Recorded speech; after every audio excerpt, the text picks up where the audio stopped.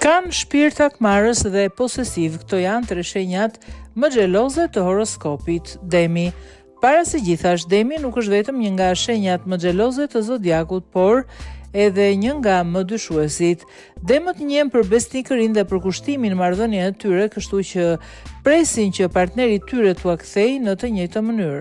Pra niveli i tyre maksimal i angazhimit vjen me një dozë të madhe xhelozie. Luani.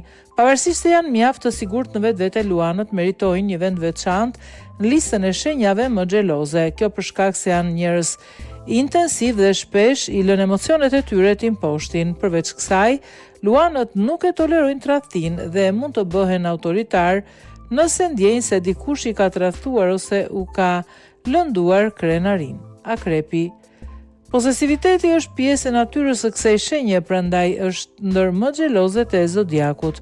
Edhe pse akrepët nuk tregojnë se si ndihen ata, i vëzhgojnë me diskrecion të dashurit e tyre dhe madje mund të planifikojnë një hakmarrje të vogël. Së fundmi, akrepët mund të jenë xheloz për gjithçka, por dinë edhe të kontrollojnë veten.